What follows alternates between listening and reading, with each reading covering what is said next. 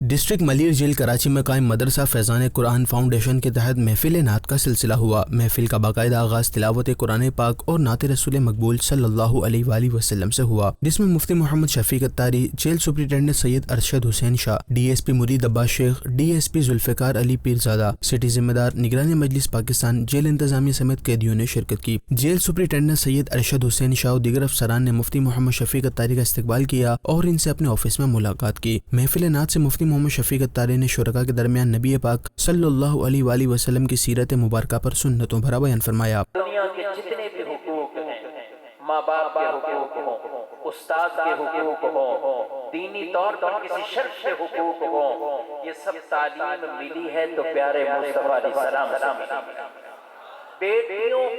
بیٹیوں کو جو حق ملے ہیں یہ بھی حضور کا صدقہ ہے، ورنہ پہلے بیٹیوں کو زندہ درگور کر دیا جاتا تھا، مار دیا جاتا تھا۔ بیٹیاں یہ کوئی پسند نہیں کرتا تھا، جس کے یہاں بیٹی ہوتی اس کے چہرے پہ ناگواری کا اظہار ہوتا، بیٹیوں کو پسند نہیں کرتے تھے۔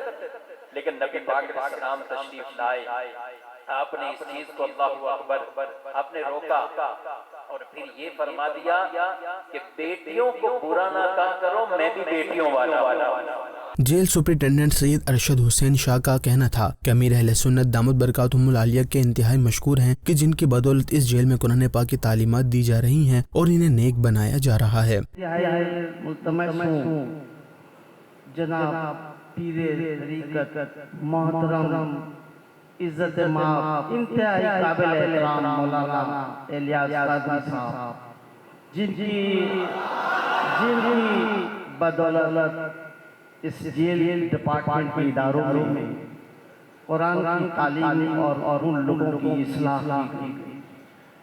میں دعا گو ہوں اللہ تعالیٰ سے کہ اللہ تعالیٰ ان کو جزائے خیر دے۔ ان کے ساتھ انہوں نے جو یہاں پر ٹیمیں بھیجی اور جس طریقے سے کام کیا، نتیجہ یہ ہوا کہ جو بگڑے ہوئے تھے ان کو نیک راستوں پہ چلایا گیا۔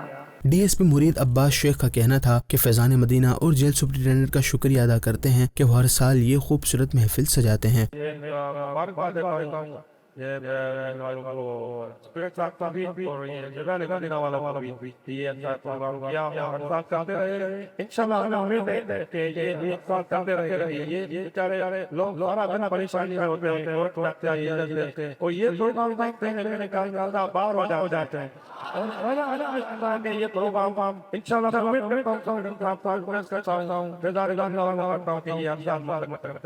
مفتی محمد شفیق اتاری نے قیدیوں پر شفقت رکھتے ہوئے ان کے درمیان کپڑے اور دیگر اشیاء تقسیم کی۔ محفل نعت کے اختتام پر صلاۃ و سلام پڑھا گیا اور دعا بھی ہوئی۔ قیدیوں نے مفتی محمد شفیق اتاری سے ملاقات بھی کی۔